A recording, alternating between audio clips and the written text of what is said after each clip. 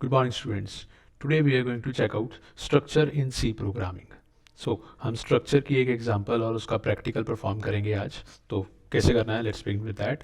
First of all structure होता क्या है हमें पता है. एक structure एक data type है जो क्या contain करती है heterogeneous data element contain करती है. मतलब एक ऐसा data type है जिसके अंदर different अलग अलग तरह की data type के variables store हो सकते हैं. So हम क्या कर रहे हैं, सबसे पहले मैंने header file बना दी hash include stdio dot H hash include conio dot H. ठीक है जी, कॉनियो का सी स्मॉल करते हैं और एसटीडियो का एस स्मॉल करते हैं. राइट, तो हमने डाटा टाइप्स क्रिएट कर लिए हैं, दो डाटा टाइप्स बन चुकी हैं. अब मैं यहाँ पे यूजुअली वॉइड मेन बनाकर प्रोग्राम स्टार्ट करता हूँ हर प्रोग्राम में. यहाँ पर उससे पहले हम स्ट्रक्चर बना लेते हैं. तो यहाँ मैंने लिखा स्ट्रक्ट STRUCT, इसका सिंबल है, स्ट्रक्ट कीवर्ड है. राइट, तो स्ट्रक्ट के बाद स्ट्रक्चर का नेम. लेट सपोज हम स्ट्रक्चर बना रहे हैं स्टूडेंट, मतलब हम एक स्टूडेंट का स्ट्रक्चर बना रहे हैं. तो स्ट्रक्चर क्या है? Structure is a data type. तो मतलब स्टूडेंट नाम की एक डाटा टाइप बना रहे हैं जिसके अंदर और अलग अलग तरह की डाटा टाइप्स होंगी. तो मैंने यहाँ पे स्ट्रक्ट बनाया, उसका नाम दे दिया एस कैपिटल स्टूडेंट. ठीक है जी, यहाँ पे ब्रैकेट स्टार्ट की, ब्रैकेट क्लोज की और सो ऑन स्ट्रक्चर के अंदर हम लिखने वाले हैं.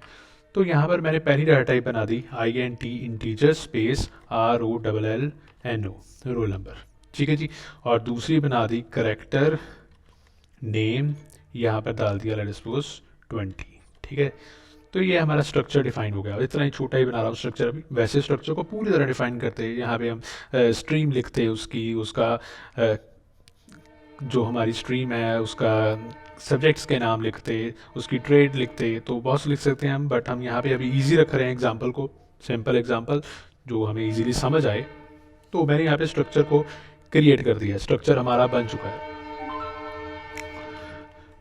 ओके ना, हमारा स्ट्रक्चर क्रिएट हो चुका है. अब हम स्ट्रक्चर को यूज़ करने वाले हैं. तो स्ट्रक्चर को यूज़ कैसे करेंगे?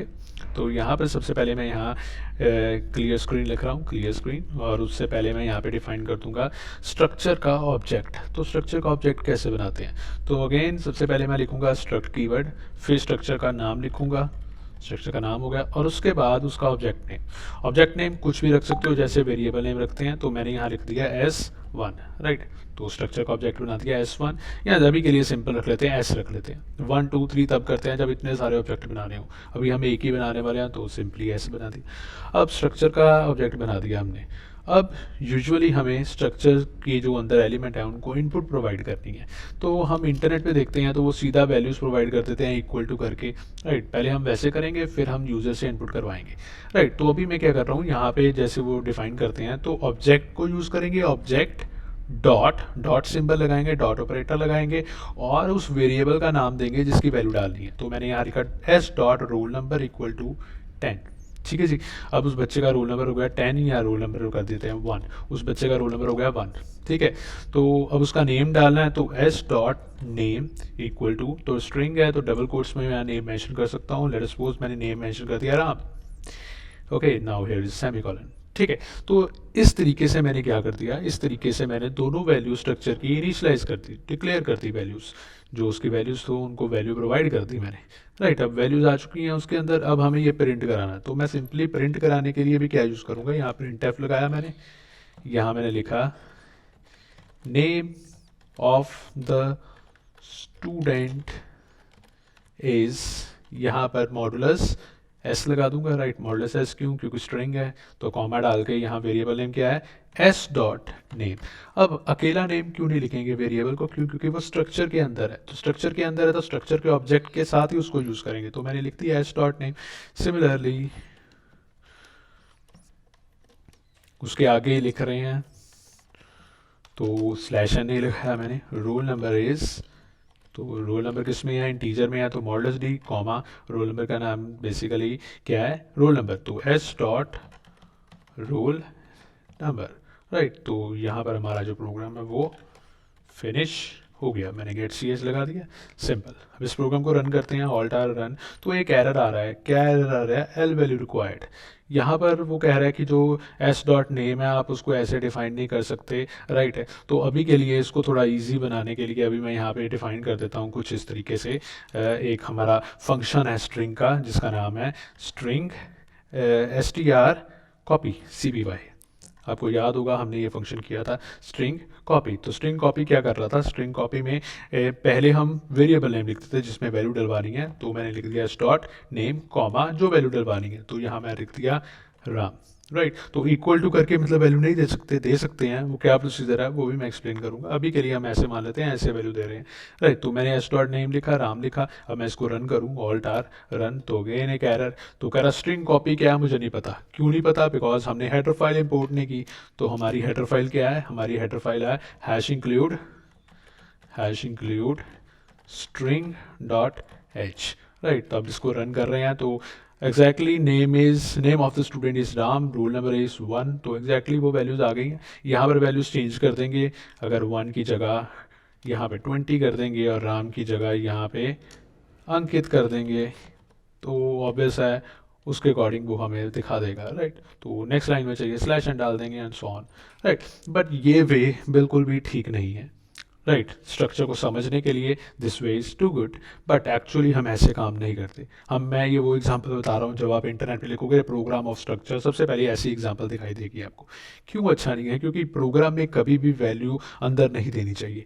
प्रोग्राम में वैल्यू अंदर देंगे तो जब भी वैल्यूज़ में चेंज करना पड़ेगा तो हमें प्रोग्राम में चेंज करना पड़ेगा। तो हमें वैल्यू कैसे देनी चाहिए, यूज़र के थ्रू देनी चाहिए। तो यूज़र के थ्रू वैल्यू कैसे जाएंगी, इनपुट करवा के, राइट। मतलब हम लिखेंगे एंटर रोल नंबर और रोल नंबर को इनपुट करवाएंगे, और एंटर नेम और नेम को इनपुट करवाएंगे, कुछ इस तरीके से, राइट। पर जो हमारा मेन कंसेप्ट था स्ट्रक्चर को समझना, वो शायद यहाँ से क्लियर हो रहा है कि स्ट्रक्चर के अंदर हमने यहाँ पे स्ट्रक्चर बनाया स्टूडेंट नाम का, ये मैंने एंटर मार दिया, ये हमारा स्टूडेंट नाम का स्ट्रक्चर अलग से है, struct variable name, sorry structure name, उसके बाद अंदर डाटा टाइप्स, जितनी मर्जी डाटा टाइप यूज़ कर सकते हैं हम। इसका जो अंदर बनाते हैं ना, इसको बोलते हैं हम डाटा मेंबर्स। किसके डाटा मेंबर्स हैं, स्ट्रक्चर के, जो स्पेसिफिक स्ट्रक्चर है उसके डाटा मेंबर्स हैं ये वाले।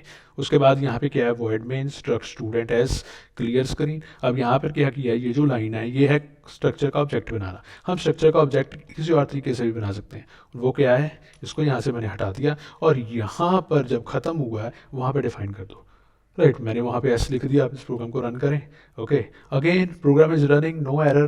तो मतलब दो तरीके हैं, आप जो सा तरीका आपको फेवरेट लगता है, अच्छा लगता है, आप उस तरीके को फॉलो कर सकते हो, राइट। तो इस तरीके से भी ऑब्जेक्ट बन गया, राइट।